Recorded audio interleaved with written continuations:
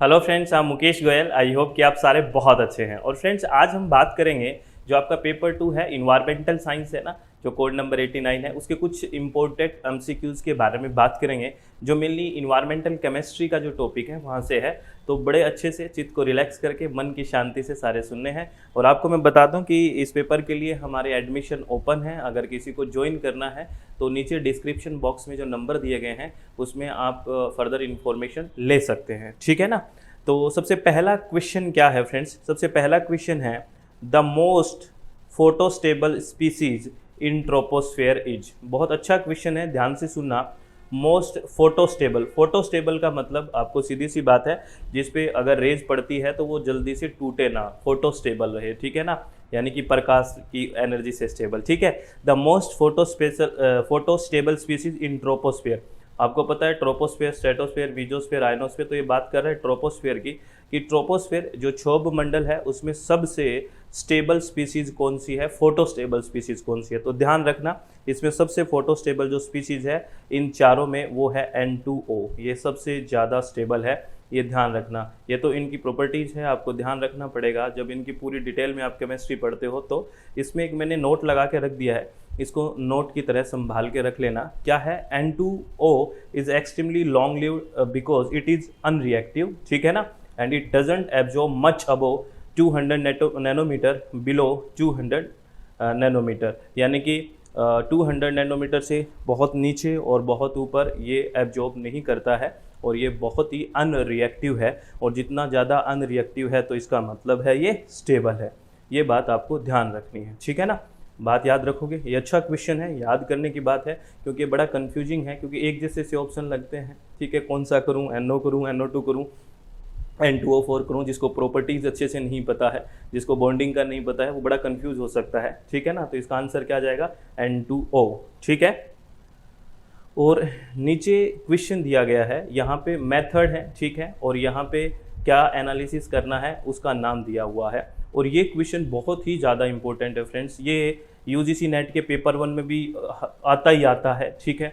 दूसरा, Rajasthan pollution control board में paper हुआ था, वहाँ भी यहाँ से क्वेश्चन पूछा गया। ये 4 क्वेश्चन है, एक तरह से ये मान लो डायरेक्ट भी पूछ लेते हैं, जैसे विंकलर मेथड है वो किस लिए यूज होता है, ये बहुत बार क्वेश्चन पूछा लेते हैं, ठीक है, मेरी बात समझ रहे हो। और ये जो हिमाचल पब्लिक सर्विस कमीशन हुआ था इसमें भी क्वेश्चन पूछा गया था। तो बहुत इंपॉर्टेंट क्वेश्चन है ये, तो इसको चारों को याद रखना है कि किसके एनालिसिस के लिए कौन से मेथड का यूज करते हैं।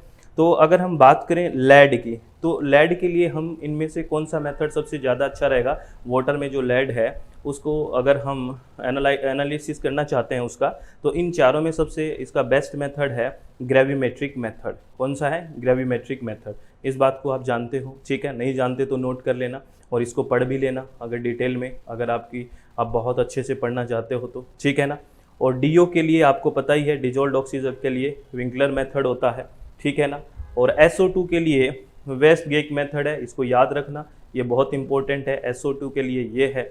और जो एरोमेटिक हाइड्रोकार्बन्स है उसके लिए तो आपको पता ही है, गैस क्रोमेटोग्राफी और मास स्पेक्ट्रोस्कोपी होता है, ठीक है ना। ये है चारों के चारों, यानी कि हमने क्या करा, जो P है उसका 2 हो गया, ठीक है ना, और जो Q है उसका 1 हो गया, P का 2, Q का 1, तो ये ऑप्शन जा रहा है, यानी कि D option is the right answer. इस क्वेश्चन का आप स्क्रीनशॉट ले लें फ्रेंड्स, चित्त को रिलैक्स करके मन की शांति से इसको रट लें, आप याद कर लें और समझ भी लें, सारे काम कर लें। ये मेथड्स बहुत इंपॉर्टेंट है, डायरेक्ट क्वेश्चन आता है और ये फ्री के से मार्क्स होते हैं सीरियसली में, क्योंकि सीधा पूछ ले कि ये मेथड याद है तो आप कर दोगे, नहीं तो बड़ा कन्फ्यूजन हो जाएगा। तो इस क्वेश्चन को बहुत अच्छे से करना और बहुत इंपॉर्टेंट क्वेश्चन है, ठीक है ना। आगे बात करते हैं नेक्स्ट क्वेश्चन। इसका मैंने नोट भी लगा दिया है, आप ये देख लेना। एक गैस क्रोमेटोग्राफी और मास क्रोमेटोग्राफी, वहाँ GC और MS लिखा था ना, किसी को नहीं समझ में आए तो इसलिए इसका थोड़ा सा डिस्क्राइब कर दिया इसको। गैस क्रोमेटोग्राफी और mass spectrophotometry method was developed by analysis of 15 polycyclic aromatic hydrocarbon, ठीक है ना। तो हमने PH में यही लगाया है, ठीक है ना। आगे नेक्स्ट क्वेश्चन की बात करते हैं। बहुत अच्छा क्वेश्चन है, बिल्कुल शांत होकर इस क्वेश्चन का आंसर दे दो भाई, क्या है आप बता दो इसका answer. The dominant dissolved carbon dioxide species in sea water. नीचे 4 है वो कार्बन डाइऑक्साइड की स्पीसीज लिखी हुई है और आपसे ये पूछा है कि इसमें सबसे ज़्यादा पानी में घुलनशील कौन सा डोमिनेंट स्पीसीज है, आपसे ये पूछा गया है। तो आपको बताना है बाइकार्बोनेट आयन है या कार्बोनेट आयन है, कार्बोनिक एसिड है या एक्वेटेड कार्बन डाइऑक्साइड है। बताओ जल्दी से, मोस्ट जो dominant dissolved carbon dioxide species in sea water में सबसे ज़्यादा घुलित कार्बन डाइऑक्साइड की स्पीसीज कौन सी है, बता दो।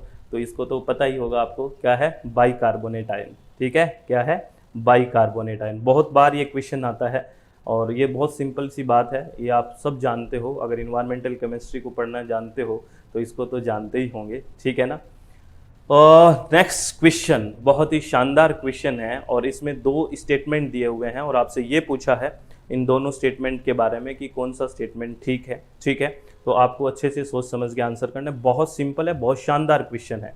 क्या है, एन एक्वस सॉल्यूशन, ठीक है ना, of sodium carbonate is alkaline. वो कह रहा है जो सोडियम कार्बोनेट है Na2CO3 है, सोडियम कार्बोनेट है ना, इसका जो एक्वस सॉल्यूशन है, यानी कि इसको जब पानी में डिजोल्व किया जाए, ठीक है ना, तो इसका जो एक्वस सॉल्यूशन है वो एल्केलाइन होगा। क्या ये बात सच है क्या? आप बताओ, इसको देख के लग रहा है क्या ये एल्केलाइन होगा? अरे होगा, क्योंकि इसमें स्ट्रॉन्ग NaOH बनेगा और तो एल्केलाइन होगा। ये बात तो बिल्कुल ठीक है। अरे समझे कि नहीं समझे बात को? समझ गए ना। और दूसरा है an aqueous solution of carbon dioxide is acidic. अगर कार्बन डाइऑक्साइड को पानी के अंदर करेंगे तो क्या बनेगा? कार्बोनिक एसिड ही बनेगा।